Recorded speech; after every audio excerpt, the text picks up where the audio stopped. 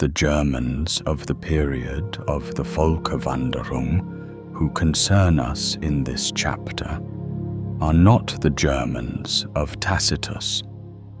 Our knowledge of the Germans of Tacitus's time, the 1st century AD, is very fragmentary. Where the written sources cannot be verified from archaeological evidence on matters of law and social conditions, much is unclear and contentious. The Germans of the 1st centuries after Christ were organized in tribes. The smallest but most important unit was the Hausu Tutm, ruled by its individual master. Land ownership now begins to be the basis of government, with a small ruling class and many free men and slaves. The agrarian economy is supplemented by trade and crafts. Apart from archaeological evidence, there are accounts by ancient writers and epigraphic material. 2. The detailed account in Tacitus's Germania, which paints a very favorable picture of German women, must be read critically. For one thing, Tacitus wanted to hold up a mirror to the metropolitan society of Rome to show it the decay of its ancestral values. For another, his work is part of an historiographic and ethnographic tradition, which deprives his statements of a good deal of their factual value. He often reproduces a general classical typology of the barbarian without correcting it from his own observations. His poetic intuition sketches an idealized picture of the German woman, which reaches its peak in the famous sentence, O ines quin etiam sanctum aliquid et providum putant. The Germans believe that women possess holy and visionary powers. In his Historiae, Tacitus tells of the wise prophetess Veleda. She came from the tribe of the Bructerii and played a part in the rising, AP 69, in the Lower Rhine region, led by the noble Batavian Julius Civilis, which her tribe joined. The Roman leader Cerealis, a kinsman of the Emperor Vespasian, brought the collapsing rebellion to an end by diplomatic means. He negotiated with Veleda, who had prophesied a favorable outcome for her countrymen in the war against the Romans. Did he believe she could be manipulated? Undoubtedly, she wielded political influence. When, in Tacitus' Ultimas Historia, the Batavians declare, at the end of the war, that they would rather live under the Romans than suffer the dominion of women, this does not accord with the exalted picture of the prophetess Veleda painted in the Germania. Strabo tells us that German priestesses of an earlier time, Cimbrian women, sacrificed prisoners of war to the gods and prophesied victory for their own side from the victim's blood and entrails. It can therefore be taken as fairly certain that the Germans believed women had magic powers. German women did not take a direct part in battles. They stayed behind the barricade of wagons, from where they must have spurred the men on, and in dire need helped them. As prisoners and slaves, they bore their fate with dignity and honor. The German expected absolute moral purity from his wives and daughters. He left the running of the household to the women, as well as the work in the fields with the slaves. As in all Indo-Germanic peoples, the family structure was entirely patriarchal. In the Roman Empire, the legal position of women was much better. The Roman mater familias had always been a respected figure. After Augustus, the woman became a completely autonomous legal person. Sexual guardianship lapsed after the father's death. His rights no longer passed to another male relative. However, the Senate's resolution of AP 76, the Valihanum, that was often quoted later and survived throughout the Middle Ages, deprived women of the ability to stand security for others, which placed a limitation on their role in commercial life. The dos of Roman law is different to that of the Germanic leges. In Roman law, the dos is the bride's dowry. The Germanic dos corresponds to the Roman donatio ante nuptias, a gift from the bridegroom to his bride before the wedding. Both laws have in common that the duos is a hallmark of legitimate marriage, as opposed to concubinage. In classical Roman law, the dos has the social function of benefiting the wife. The Justinian concept of dos left the husband with only a formal right over the wife's property. After Justinian, the wife had the right to deny the husband access to the dius if he was squandering it. However, the patriarchal structure was preserved even in Rome, and the children belonged solely to the father. It is obvious that the great migrations of peoples, the clash with Rome, and the foundation of Germanic empires on former Roman territory brought profound changes in the material life and social structure of the Germanic tribes.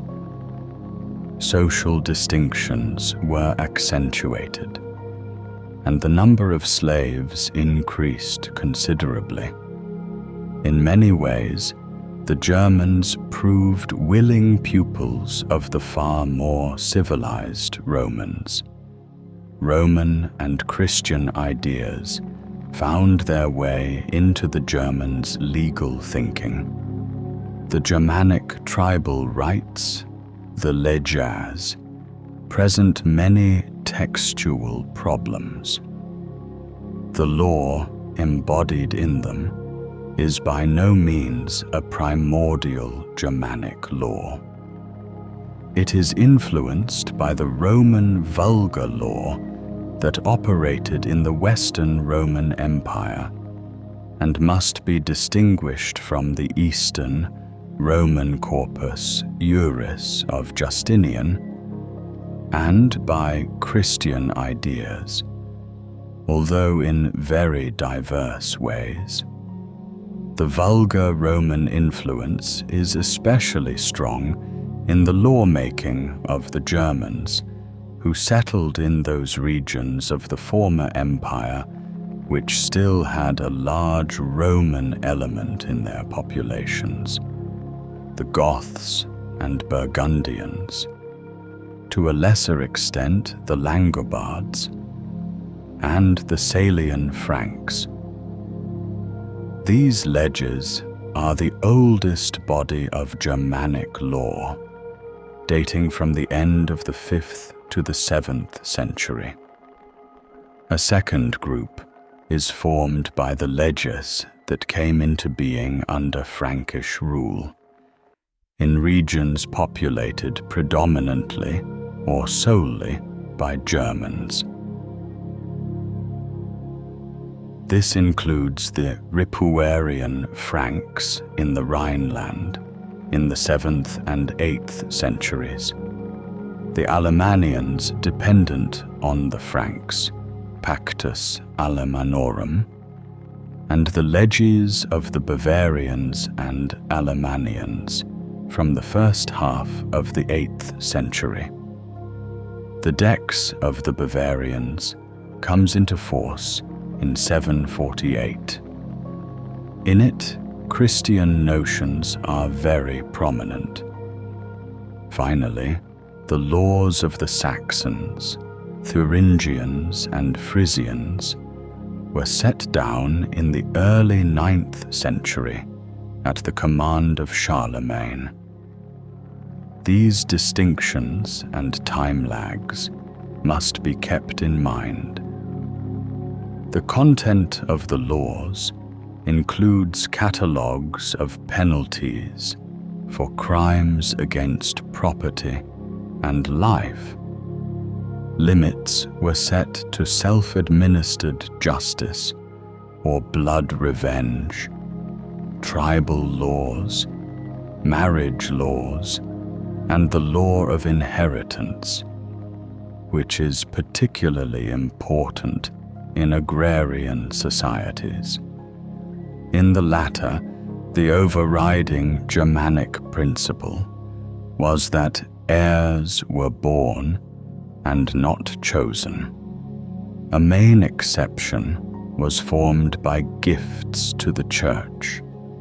I can point here to the need, although I cannot fulfill it, for an exhaustive critical analysis, taking account of current research, of all the passages dealing with women in these laws.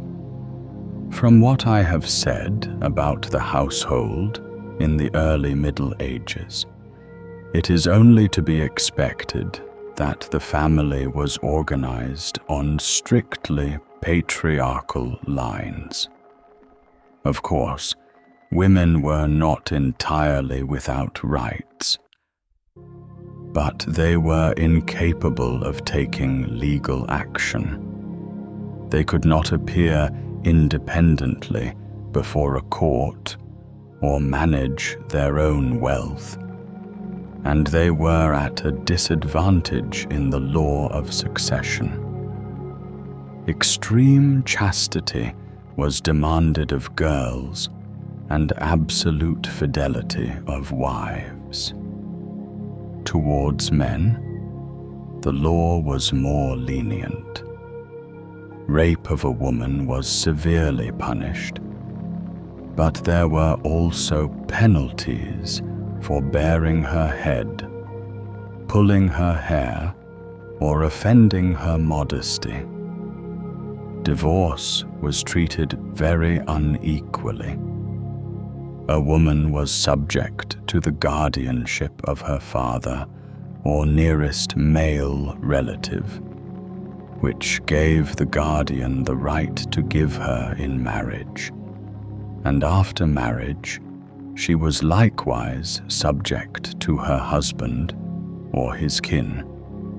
One of the disadvantages suffered by a woman was that in the course of her lifetime, she belonged to at least two families, her parents and husbands, although she belonged to neither as completely as a man belonged to his family of birth.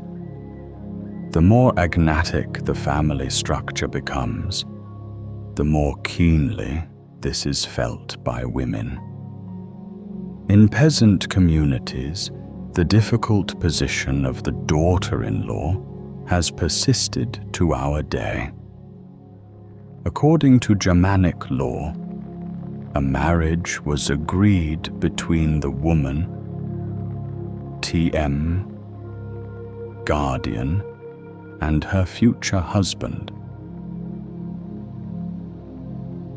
The marriage gift, the dose, was given by the bridegroom. This endowment was a normal part of the Germanic marriage.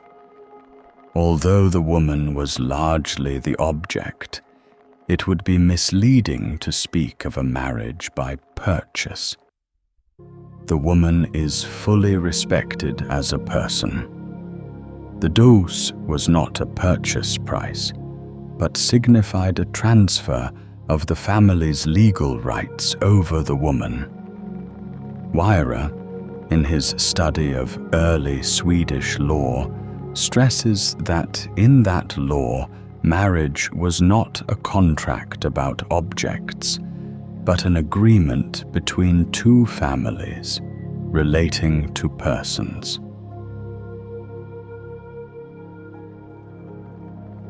Nor did the Germanic form of marriage evolve from marriage by capture.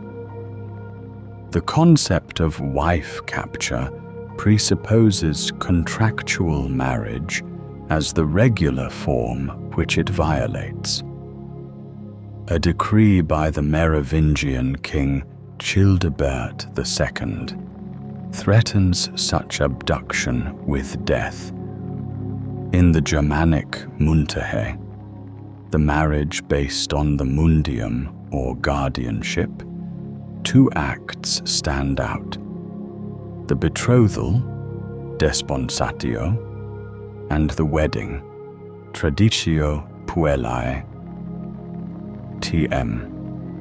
The betrothal took the form of a legal agreement in which the bridegroom paid at least a part of the marriage gift, or Mundschatz, in advance, and obliged the guardian to transfer to him both the girl and the right of guardianship, Mundgewalt. If the bridegroom withdrew from the engagement, he was liable to a penalty. The betrothal demanded fidelity from the bride toward her betrothed.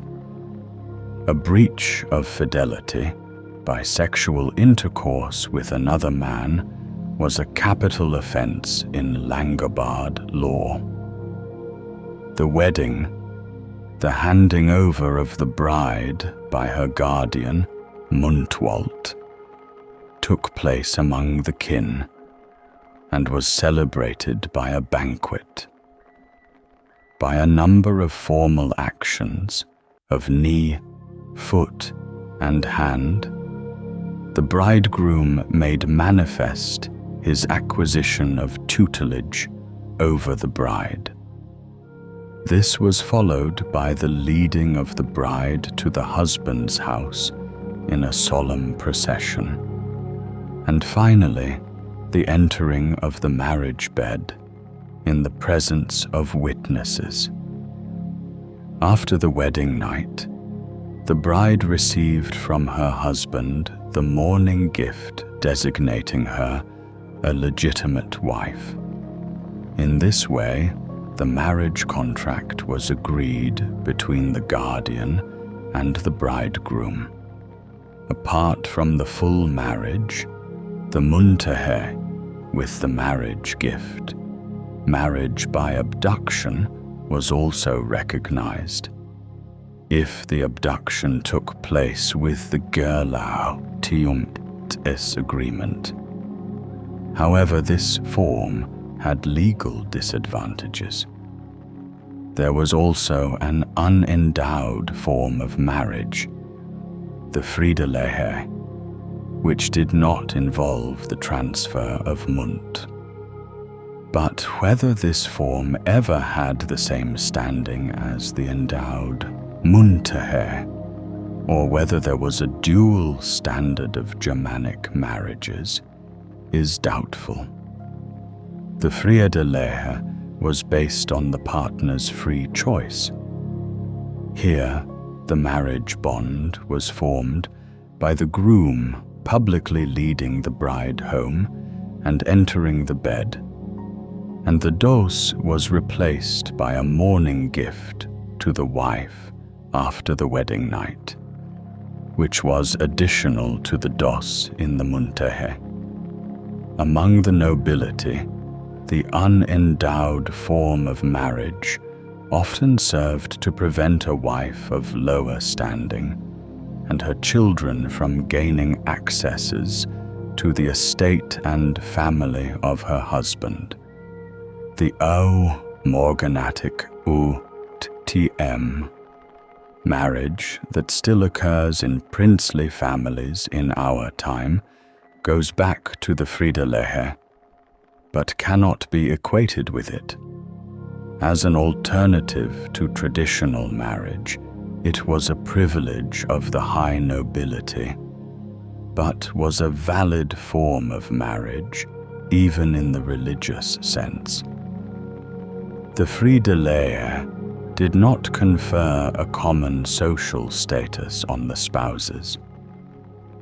In Leon and Castile, the dos was called the aras, plural, a peculiarity of Spain, with a prehistory that has been described by Ritzer, among others. At the time of the Spanish Reconquista, the Barraganea was a quasi-marital arrangement, not unlike the Friedelehe. The marriage of the clergy, which incurred no censure in the Arian Church, was tolerated only as a secret barragania in the Spanish fueros, or municipal charters. West Gothic law explicitly ordained the equality of rights between daughters and sons in the event of intestate inheritance. Croeschel suspects the influence of Roman law in this. I should like to support these general comments on early marriage forms with quotations from tribal law. It is striking to us today that the tribal divisions into free men, those less free, and slaves are always mentioned in the laws. Let us start with the laws of the Burgundians, who settled in the Rhone area in the Au twilight between late antiquity and the earliest Germanic period TM.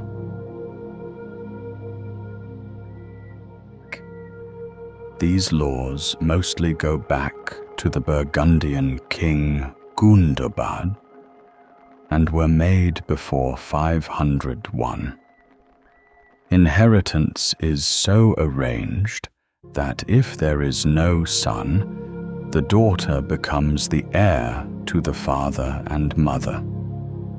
If there are 1 or 2 brothers, virgin daughters consecrated to God receive 1/3 of the paternal inheritance, and a proportionate part if there are 4 or 5 brothers.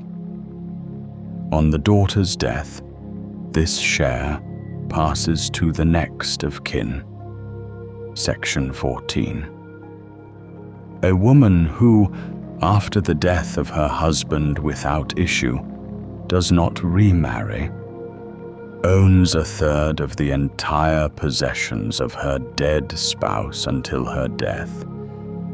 It then passes to the legitimate heirs of her husband. She is also free to remarry, but she must then renounce her third of the property of her first husband. Section 42. If the mother wishes to take over the guardianship, the next of kin shall not be given preference to her. Section 85. Anyone who rapes a girl has to pay 9 times the bridal price due to her, and a fine of 12 shillings. Section 12, Section 1. A freeman who does violence to a female slave, if convicted of rape, must pay the owner of the slave 12 shillings. If a slave does the same, he is given 150 strokes of the rod. Section 30. A violent uncovering of the head or pulling of the hair of a free woman by a free man, proven by witnesses, costs 12 shillings for the woman and a 12-shilling fine, 6 shillings for a freed woman and 3 shillings for a slave, with a proportional fine. A slave who does the same to a free woman gets 200 strokes, 100 for a freed woman, and 75 for a slave. But if the woman concerned has herself been a party to the act, an appeal can be made.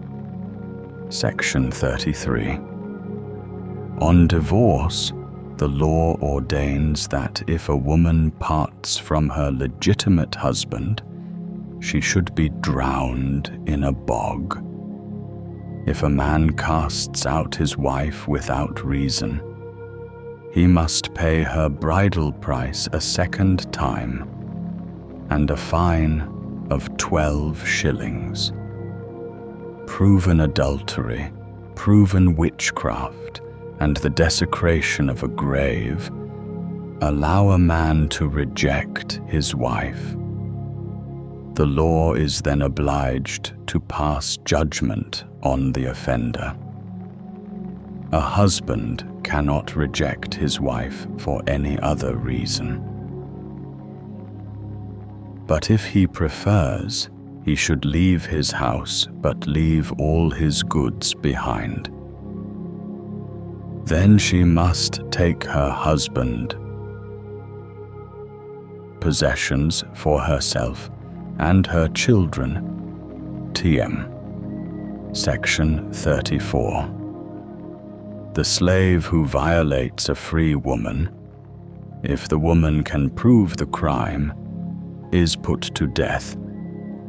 If a free girl cohabits voluntarily with a slave, both are killed. But if her kin do not want the girl punished, she forfeits her free status and becomes one of the king's slaves. Section 35. A widow whose virtue is compromised may not marry the man concerned. 44. Such an offense by a bride is dealt with on the precedent of a royal judgment. The widow Aunagilda had promised herself of her own free will to the king's sword-keeper, Fridegisel. She had received the main part of her widow's dose from her bridegroom. She then tore up the bond of betrothal and turned, or ran, as the text puts it, to Baldemod. Both thereby made themselves liable to the death penalty, which was only remitted because the holy days of Easter were about to begin. Both were condemned to pay weregeld instead. R. 52. Adulterers caught in the act, both men and women, are put to death. In some ilegas, there are whole catalogues of punishments for the exposure of a woman's body. A special case is discussed in the laws of the Langobard King Liutprand in the year 733. We quote the passage directly. It has been reported to us that while a woman was bathing in a river, a depraved person, aliquis homo perversus, took all her clothes, so that she was left naked, and anyone passing the place sinfully witnessed her nakedness. For on one hand, she could not stand in the river forever, and on the other, she was ashamed to walk home naked. We therefore ordain that anyone who shows such effrontery shall pay weregeld to the woman who is so impudently offended. We explain our pronouncement as follows. If her brother or husband or near relative had caught the offender in the act, there would have been a bloody conflict, and one might easily have killed the other if he got the upper hand. It is better that the culprit should live and pay the weregeld than that there should be a feud between the kinsmen and a far greater penalty. Here, the king's desire to limit acts of revenge is evident. The legal position of women under the Frankish monarchy has been examined by Ganshof with his characteristic precision. The Lex Salica, the law of the Salian Franks that women have no right to inherit land, terra or terra salica in a different version of the text, has become widely known. Terra salica should probably be understood to mean inherited land as against newly purchased land. In the 14th century, this principle, in a falsified form, contributed in France to women's exclusion from inheritance of the crown. Sexual tutelage is found in Frankish law only in the early Merovingian period. Saxon law, which the Thuringian and Frisian laws followed on this point, took a different course. It applied a strict form of sexual tutelage, even to a woman who is subject to neither father nor husband, that is, a widow. The son from the first marriage of her dead husband was made the widow Tm, guardian, or the husband Tm's brother, or the male next of kin. Accordingly, her marriage was agreed between her guardian and the future husband, even if the woman was a widow. If a husband died and left only a daughter, although the daughter received the entire inheritance, it was her brother or other male next of kin who became her guardian, not her mother. If a widow with a daughter remarried and had a son, he had guardianship over the daughter. In the inverse case, the guardianship of a daughter from a second marriage did not go to the son from the first marriage, but to the brother or next of kin of the father. Both Salian and Ripuarian law imposed a fine of 600 shillings for the killing of a woman incapable of bearing children. The Lex Ripuaria imposed a fine of 700 shillings for killing a pregnant woman whose unborn child also died. This is the second highest fine in this catalogue of weregeld. Only someone who slew a bishop had to pay more. Gu shillings. Aoife Ripuarian killed an immigrant Frank. The weregeld was 200 shillings. Given the barter economy of that time, there was no question of paying in money or silver. The money sum served as a yardstick. The Lex gives equivalent values. A healthy, horned, sighted ox is worth 2 shillings. A healthy, horned, sighted cow 1 shilling. A sword with sheath 7 shillings, etc. The weregeld for the pregnant woman was therefore equivalent to whole herds of oxen and cattle, or the armor of a large body of men, which consisted of mail shirt, helmet, leg armor, sword with sheath, shield and lance. Who had all that? The penalty lay in the annihilation of the offender's economic existence, if the woman's kin did not prefer to kill him. In Frisian law, there is an interesting special clause.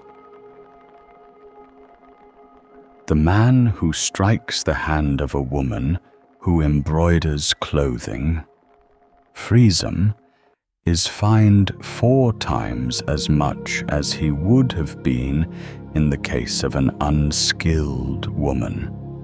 This probably reflects the importance of the textile industry, which became established very early in Frisia. The Lex Frisianum made similar provisions for the harp player and the goldsmith. Using extensive Christian arguments, the Bavarian law set out the penalties for abortion. Section 18, pages 100 to 20 and following. According to the Eva ad Amorem, the law for the Franks on the Lower Rhine, the paternal inheritance went to the sons, and the maternal inheritance to the daughters.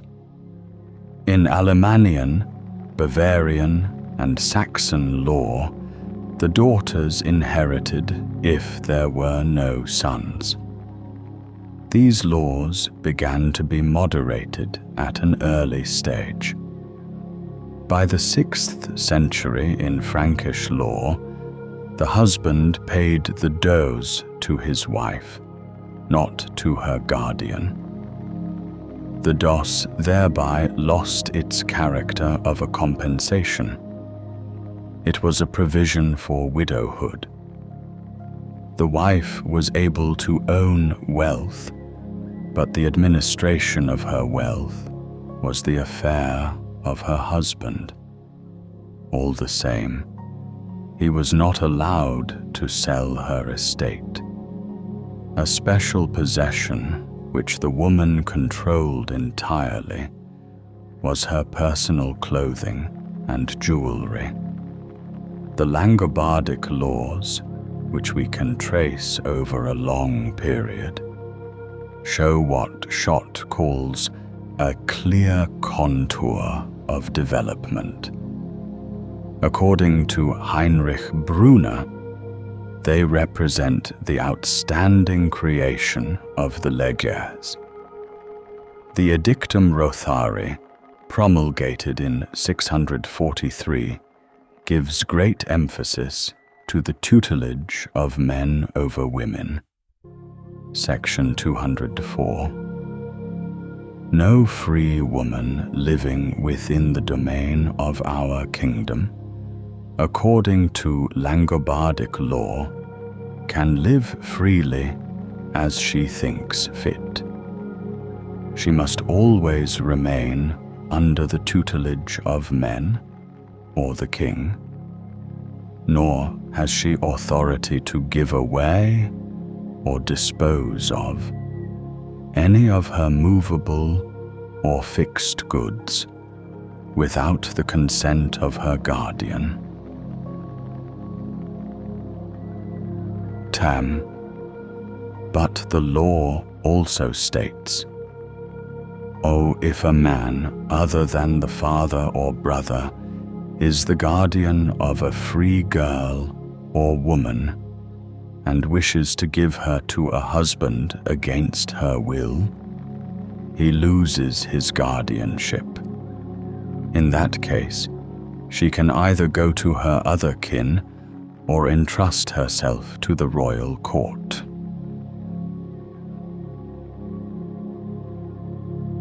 But Rothariauti law book also ordains A 182 that a widowed, free Langobardic woman can take a freeman as her husband at her own choice. Here, the widow has a privilege not enjoyed by a woman living under Saxon law. Liutprand confirmed and extended the earlier law, whereby the man who mistreats a free woman loses her munt or guardianship. The guardian shall not marry her without her consent, even to a freeman. For there is no greater mistreatment than to marry her to a man she does not want. Tem. Section 120. A law of Prince Aregis of Benevento. Benevento had kept its independence after the conquest of the Langobard Empire by Garlemagna. Concedes to the woman the right to sell part of her property before a judge, if accompanied by 2 or 3 relatives, and with the agreement of her guardian, Exit 29. Langobardic law also provides for the unmarried daughter living in her father Timt's house. I 65, Liutprand 13th year. He who has an unmarried daughter at home, but leaves no legitimate son, cannot pass on more than 2/3 of his possessions to anyone, no matter under what legal title, whether as a gift or for his spiritual salvation. He must leave the last third to his daughter, as King Rothari of glorious memory has ordained.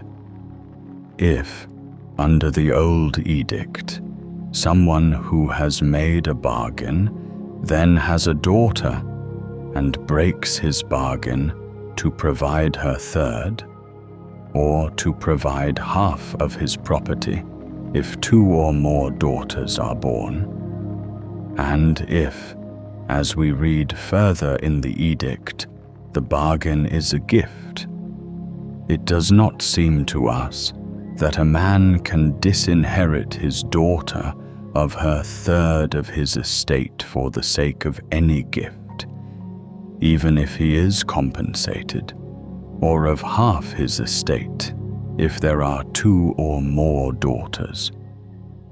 In Liutprandau T.M. 16th year, there is a decree to protect widows, R 100 P 265. No one may make a woman who is under his guardianship take the veil or dress of a nun, before the end of 1 year after her husband's death. If she decides to do so of her own free will before the end of the year, she should come to the king's palace and declare her intention. Only after careful questioning and with the king's permission may she put on the dress of the life dedicated to God. If anyone dares to force her to do so before the end of the year without the king's permission, he shall pay weregeld to the king. The woman's guardianship, as well as her property, will then fall to the palace. He who urges her to take the veil before the end of the year acts out of lust for gain and worldly craving, not from love of God or the desire to protect her soul. For after her husband's death, while the pain is still fresh, her feelings can be easily swayed. But once she has regained command of herself and then enjoys a pleasure of the flesh, she is guilty of the far worse crime of unchastity. Then she may not become a nun, nor can she be a lay person. Section 101. If a woman takes the veil of the life consecrated to God, or if she wishes to enter a convent, and if she has sons who are her guardians or daughters, she may go into a convent with 1/3 of her own estate, and this 1/3 shall be kept by the convent after her death. But if she has no sons or daughters, she may, if she wishes, take half her property into the convent. Girls are of marriageable age at the end of their 12th year. Aistulf also shows concern for aunts. His law from the 5th year of his rule, AD 755, ordains, "We are well aware that the old law book states that if a brother dies without sons or daughters, but leaves behind sisters, they should inherit from him. Yet the sisters of fathers were unable to receive the property of their nephews because the law says nothing about aunts. The sisters or next of kin inherited in their place, and while they remained at home unmarried and unprovided for, they suffered great need and even married slaves. God has therefore inspired us to make the following resolution.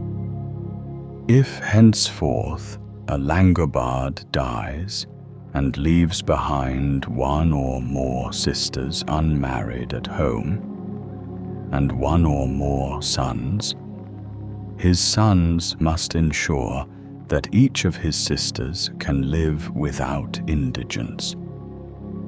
Depending on their wealth, they shall take care that their aunt lacks neither food nor clothing, nor service.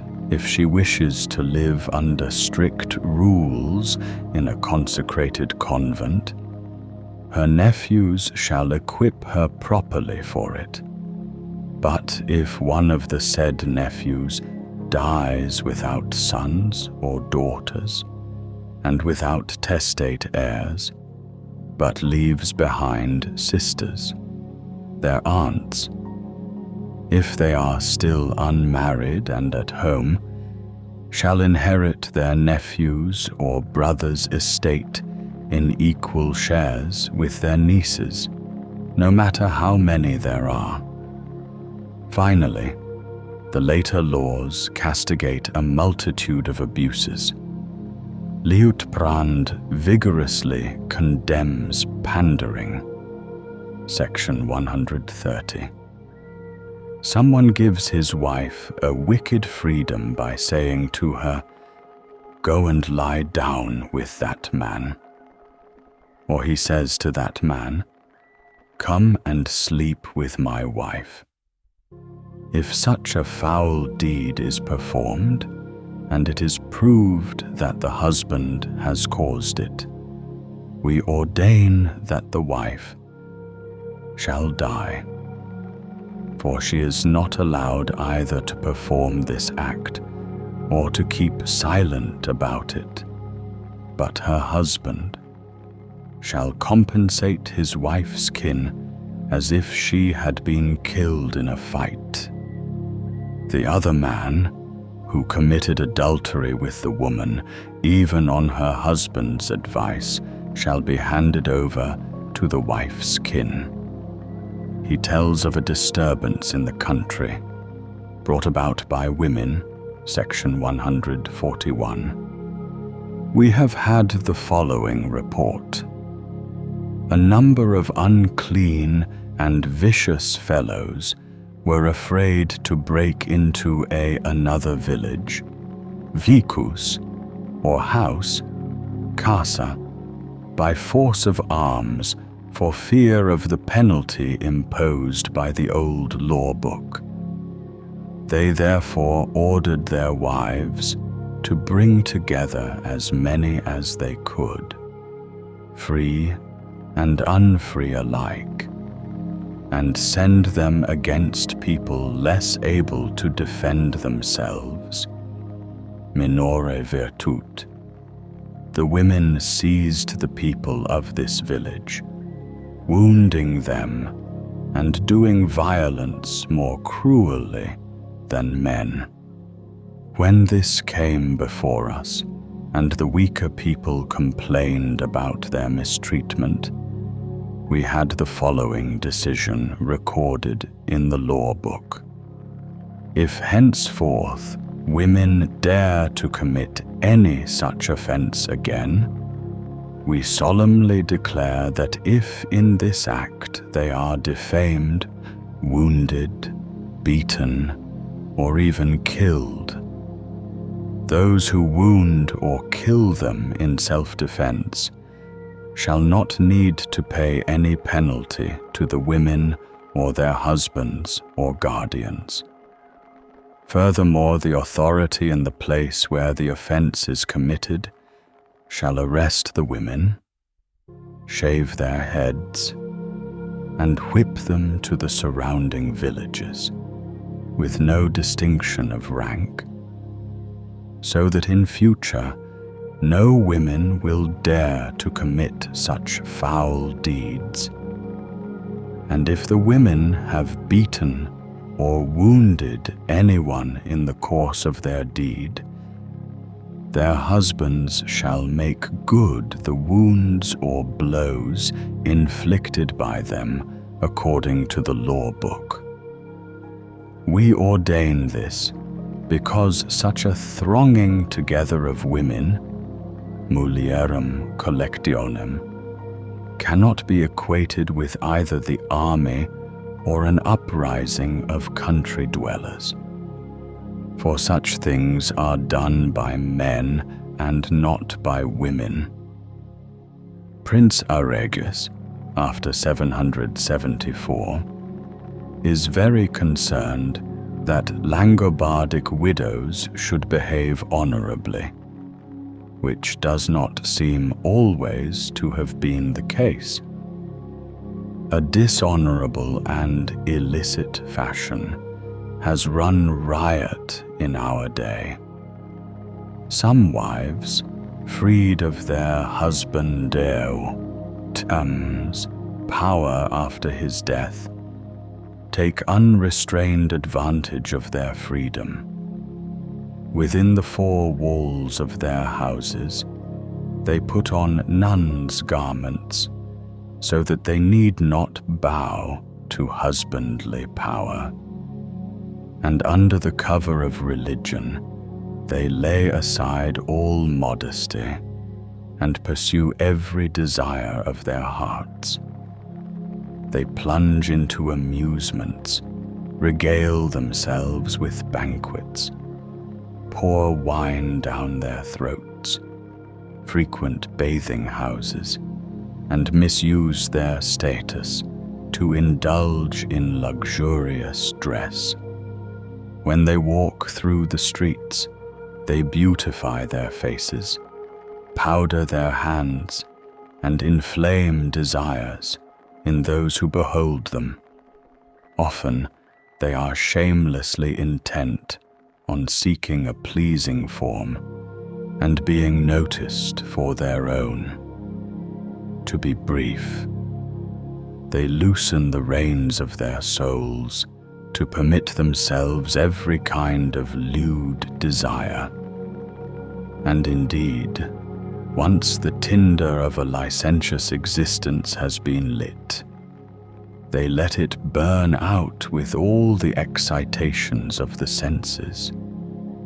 Indeed, they secretly lie down, not just with one, but with many. And if they do not grow large, this cannot even be easily proved.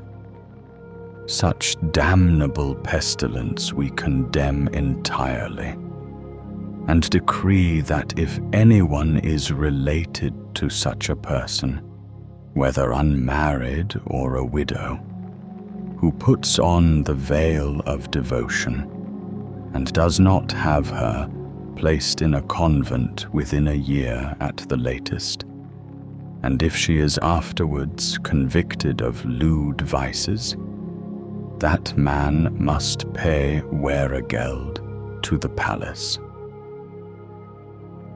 The prince may place her in a convent with this weregeld and her own wealth. Page 388. Let us remark in conclusion that even within Germania, efforts to improve the lot of women were successful. In England, the transformation of the legal position of women began before the Norman conquest. About 1030, the girl's consent became a prerequisite for a marriage contract. The high value placed on feminine honor by the law was matched in reality. But just as a noble Frank regarded it as more honorable to avenge his kin with blood than to be content with a fine, feuds arose when the innocence or reputation of a woman was called into question. I quote Gregory of Tours. In Paris at that time, in 579, a woman got a bad reputation, being suspected of leaving her husband and fornicating with another. The husband au tiam kin therefore came to her father and said, "Either prove that your daughter is innocent, or she must die, so that her adultery does not bring shame on our family." Team. I know. TM, said the father, that my daughter is completely innocent, and there is not a word of truth in the accusations of wicked people. But to prevent the accusation from being made again, I shall support her innocence with an oath. Tam. Whereupon they said, "If she is innocent, confirm it by an oath on the grave of the blessed martyr, Saint Dionysius, Saint Denis. Tam. Oh, that I shall do. Tam, said the father. So they agreed and met at the church of the holy martyr. The father laid his hands on the altar and swore that his daughter was without guilt. But those who were of the husband's party cried out that he had committed perjury. First they exchanged words, then they drew their swords and fell on each other before the altar. However, they were of high birth, maiores natu, and in favor with King Chilperic. Many received sword wounds. The holy church was spattered with blood, the doors pierced by swords and lances, and the infamous missiles even reached the martyr's tomb. Peace was established only with difficulty, and the church was closed for worship until the matter came to the ears of the king. They hastened to appear before him, but instead of being pardoned, they were handed over to the bishop of the city with the order that they should only be readmitted to the church community if their innocence was proved. They were received back into the church after atoning for their offense. But the woman ended her life with a rope a few days after she had been brought before the court. Ardig, the Christian concept of marriage and canon law, diametrically opposed to the Germanic concept, was the Christian concept of marriage. Christian marriage comes into being through the free consent of the partners. The woman's right over her person is preserved. The Christian conception of marriage was tightly bound to the principles of biblical revelation, however diversely they might be interpreted. Monogamy, the indissolubility of marriage, the prohibition on incest. Oh, the prohibition on marriage between kin was taken to extremes. The indissolubility of marriage was a quite new demand. Jesus' radical ethic of marriage overturned the rule, going back to Moses, that the wife could be legitimately expelled by a divorce order from her husband. Paul rejected divorce, whether by Jewish or ancient Roman law, but he believed remarriage permissible after the dissolution of a mixed marriage between a Christian and a non-Christian partner. 1 Corinthians 7:8-21. In his epistle to the Ephesians, the apostle compares the relationship of Christian spouses to the relationship of Christ to his church. The husband is the head of the Christian marriage, as Christ is the head of the church, and he should love his wife as Christ loves the church. For this reason, a husband will leave father and mother to be joined to his wife, and the two will be of one flesh. This is a great mystery, but I speak concerning Christ and the church term. Ephesians 5:32-93. Naturally, the church authorities saw in woman the weaker sex, sinful evao tum. But man and woman alike are, according to Christian doctrine, created by God and redeemed by Christ. There is neither Jew nor Greek, there is neither bond nor free, there is neither male nor female, for ye are all one in Jesus Christ. Galatians 3:28. The equality of man and woman from the point of view of redemption and the personal dignity of women are thus recognized. The Christian Church, like Judaism, has excluded women from the priesthood until now. The early church institution of the deaconess was not destined to survive long. The institution of the deaconess, Team, writes Karlsbach, in a study based on the epistles of St. Paul, is part of the missionary stage of the church.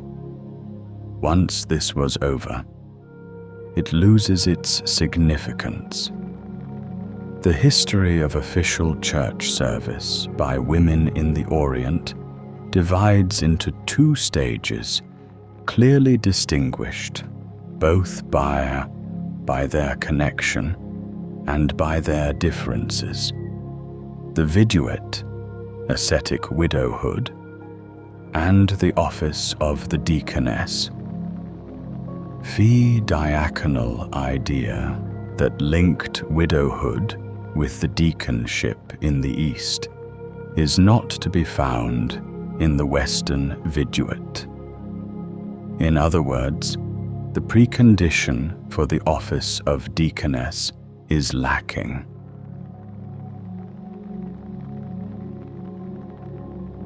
In the second half of the 4th century, the first convents are founded in Italy, often by aristocratic women on the fringes of the urban Christian community.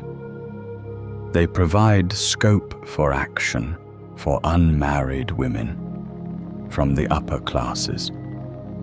The Catholic Church accepted marriage without reservation, quite unlike the heretical antinomians, Gnostics, and Manichaeans. But it attached still higher value to a virginity dedicated to God. That is the core of the Augustinian doctrine. The sexual act is subordinated to the primary purpose of procreation. The pursuit of pleasure for itself is rejected, as are contraceptive practices. In his 2 books on marriage and Lust tiem de nuptiis et concupiscentia in which Augustine takes issue with the Pelagians' objection that marriage as such is condemned by his doctrine of original sin, and in his tract against 2 Pelagian letters, Contra duas epistolas Pelagianorum, the great teacher calls chastity a gift of God, and the union of man and woman for the sake of conception, a natural blessing of marriage, Torkim. According to him, these principles are only truly valid for believing spouses. As Emil Schmidt argues in his recently published study of the Augustinian doctrine of marriage, baptism takes on fundamental importance as the source of the sanctification of the spouses. In full agreement with the passage quoted from the Epistle to the Ephesians, Augustine develops his idea of the mysterious marriage of Christ and the Church, and recognizes a sacramental statute for spouses based on rebirth through baptism. These are still living ideas. In the 9th century, they were widely held by Archbishop Hinksmar of Reims, among others. Augustine also compared the virgins consecrated to God in the early church with the Roman Vestals, who were also required to lead a virginal life. And he pointed to a great difference, between them. For it is not virginity in itself that deserves to be honored, but only a virginity dedicated to God, which is preserved in the flesh, but through the religious devotion of the Spirit. The high value placed on virginity consecrated to God and on abstinence before marriage is the unanimous conviction of the early church. Zumkeller, page 411. In the Libido, Carnalis Augustine does not see a gift of nature, but a punishment consequent on original sin. Zumkeller comments as follows: "It was not only the Pelagians who pointed out the shadow cast on Augustine's doctrine of marriage by his wrong evaluation of libido. They saw something purely natural in the libido and refused to acknowledge any disturbance of the harmony between spirit and body after the fall. In more recent times, objections have been raised to Augustine's morality of marriage on the grounds that it falls foul of an unbridgeable dualism between an ideal of purely spiritual perfection on one hand and physiological human realities, and the daily difficulties of marital life on the other. What can one reply to that? Even if one concedes that through his negative attitude to sexuality, Augustine arrived at a rather rigorous set of conditions for a morally permissible marital intercourse, there is no question of a dualism of the kind mentioned. Only the flesh-spirit dualism of John and Paul is present in Augustino Thames' doctrine of marriage, and with his personalistic conception of marriage in relation to Christ's omnipotent grace, he is quite able to overcome this dualism. Pages 415 and following. The sacramental view of marriage must be seen in the context of the historical development of the doctrine of the sacraments. Augustine did not evolve a general doctrine of the sacraments.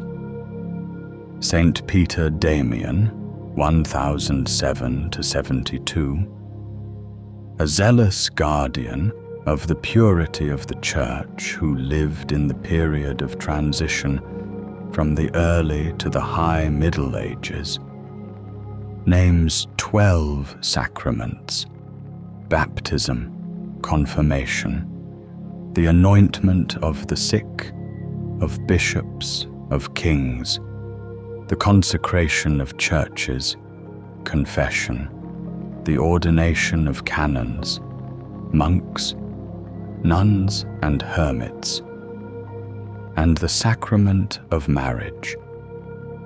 The marital laws of the Church developed much earlier. We find a reciprocal influence between early Christian and Roman law on marriage.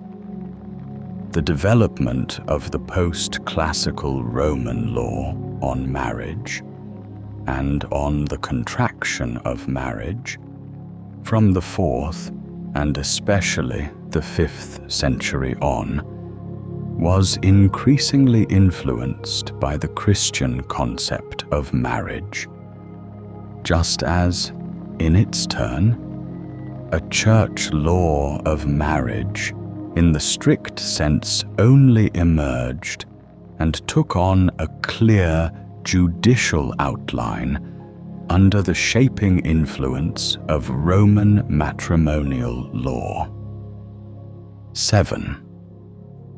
According to this Christian law, the basis of marriage was consent. The consent, the mutual affection of bride and bridegroom, affectio maritalis, was a main constituent of marriage. This is expressed most strongly in the fact that the partners themselves administer the marriage sacrament.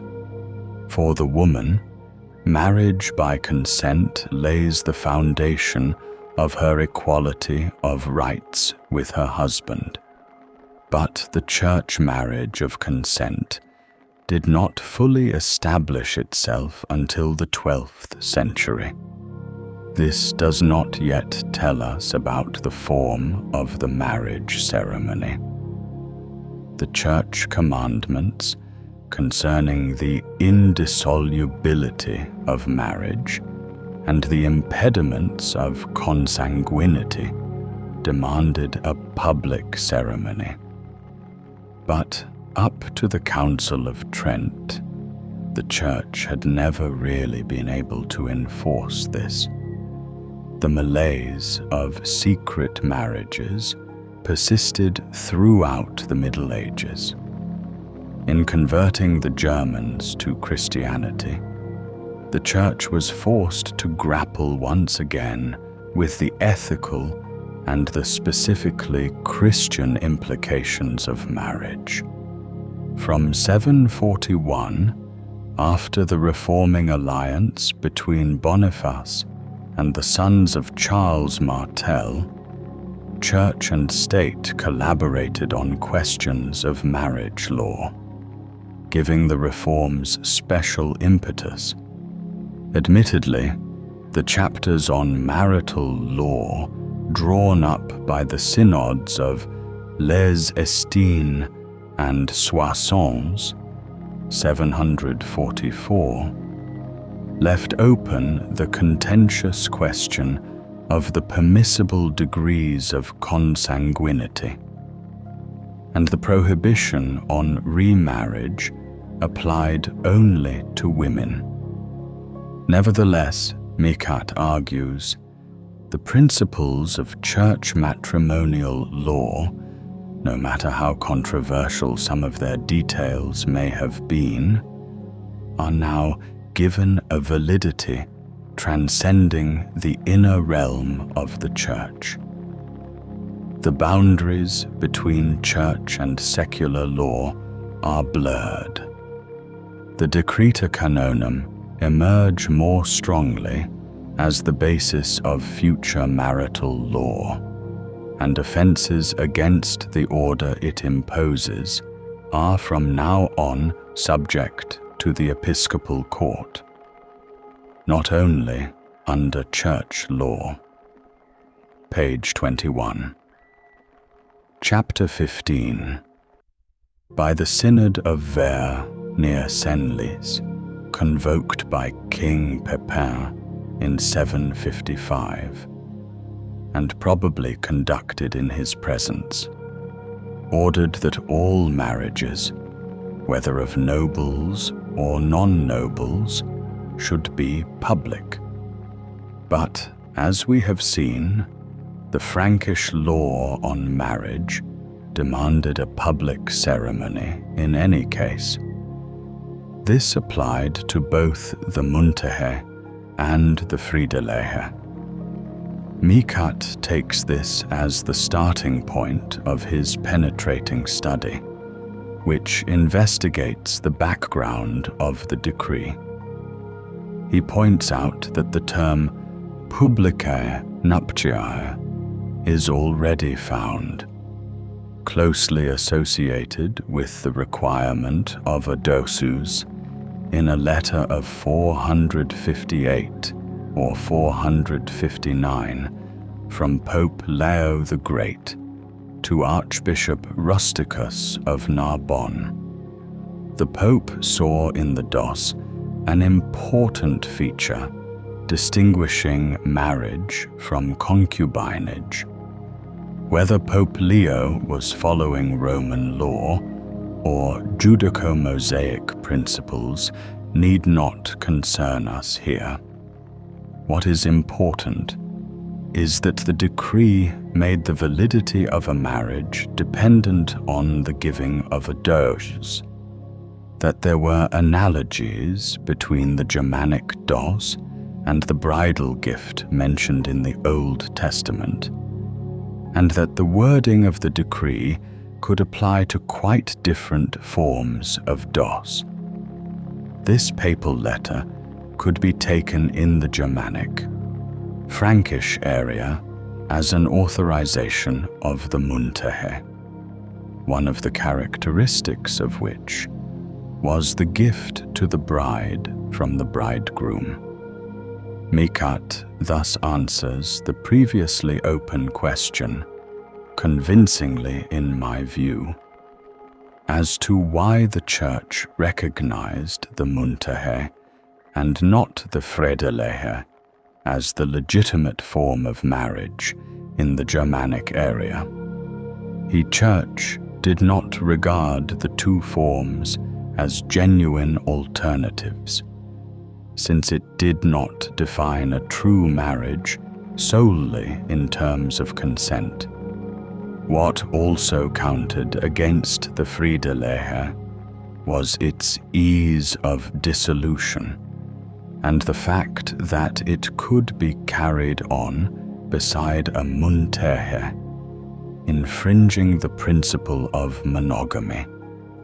In addition, the distinction between a Friedelehe and various forms of concubinage was more difficult to draw in the Merovingian Frankish period, so that the division between Munterhe and Friedelehe was sharpened.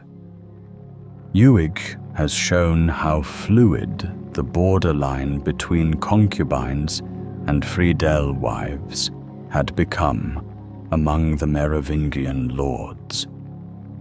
How far the Friedelehe also existed among the broad population in the Frankish period cannot be ascertained, but it is likely to have been an exception found primarily among the nobles. The normal form of marriage, even for the rulers, was the Munterhe, a church benediction of marriage in the West, can be traced as far back as the mid-4th century, an indication that the church was involved in the marriage ceremony among Christians is to be found in a letter of Ignatius of Antioch to Polycarp of Smyrna. In the Frankish period, church marriages have been demonstrated for Ermentrude, the wife, and for Judith, the daughter of the West Frankish king Charles the Bald, performed by Archbishop Hincmar of Reims. However, In this case, the blessing of the marriage is not a separate rite, but a part of the coronation ceremony, which also has a sacramental character. In general, the deeply ingrained earlier marriage customs with their worldly character and festive spirit survive intact. Bishop Rudolph of Bourges forbids his priests to attend wedding celebrations. These vain, worldly festivities. For the unfree and the great mass of the population lived in varying degrees of unfreedom in the Carolingian period. There were legal restrictions on the freedom to marry. The idea of their marriageability did not establish itself without difficulty. It had at least the theoretical support of the Church, for only by recognizing sexual unions between the unfree as marriages was it possible to subjugate the diverse forms of free sexual relationship, especially common with unfree people, to the Church's demand that there should be no sexual intercourse outside marriage. The laws of the West Gothic kings Chindasvinth and Rekesvinth, 7th century, which guaranteed permanence to the marriages of slaves, even without the agreement of their masters, if they were kept secret for 1 year, were without parallel in the written laws of the Germanic tribes,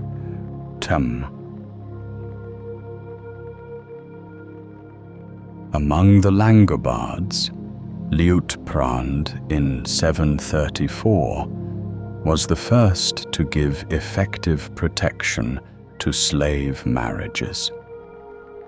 And as we have shown, developments within land ownership also helped to make it economically possible for unfree people to found families in the Carolingian period, an advance which especially benefited unfree women.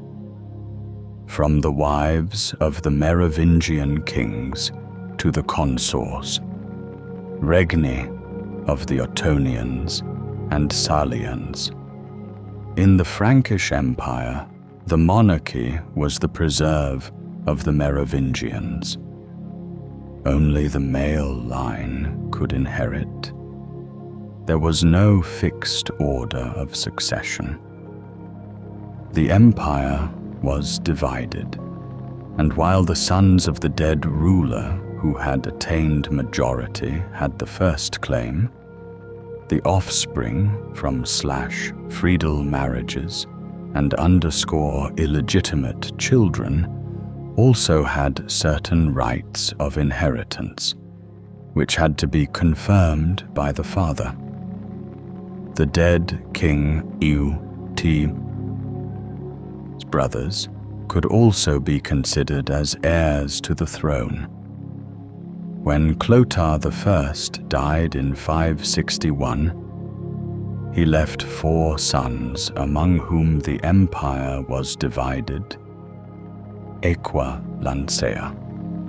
Another factor to be considered was that each Merovingian heir, as a Frankish king, had to receive a share of Francia in northern Gaul. Thus Paris was allotted to Charibert, Orléans to Guntram, Reims to Sigebert I, and Soissons to Chilperic I.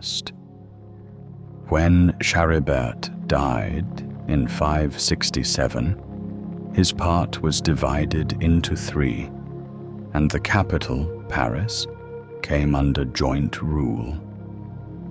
The Merovingians' wives came either from other royal houses or from the common people. The marriages with king's daughters were Munterhen, and the royal wife could not be cast out. Although the Merovingians had many wives, they did not have more than one Munterhe. The Queen Dowager, if she stayed at the court, often played an important role. We need to be aware of this to understand the strife which broke out between Clotarau, sons, in which women played a fateful part. Gregory of Tours gives the following account. Book 4, chapter 27. When King Sigebert saw that his brothers were choosing wives who were not worthy of them, debasing themselves so far as to take even serving maids in marriage, he sent an envoy to Spain with rich gifts to woo Brunechilde, the daughter of King Athanagild. For she was a maiden of refined upbringing, beautiful of countenance, modest and pleasing in her manners, intelligent and charming in conversation. Her father did not hold her back, sending her to Sigebert with much treasure. The king gathered together the great ones of his realm, ordered a banquet, and took her as his bride amid great rejoicing and revelry. As she was of the Arian faith, she was converted by the teaching of the bishops supported by the king himself. She believed, acknowledged the Holy Trinity, and was anointed. The anointing betokened the admission of heretics into the true church, and to this day she has kept the Catholic faith in the name of Christ. When King Chilperich saw this, although he already had several wives, he wooed Galsvintha, Brunechildeau Tem's sister, promising through his envoys that he would dismiss his other wives if he could wed a king's daughter who was his equal in birth.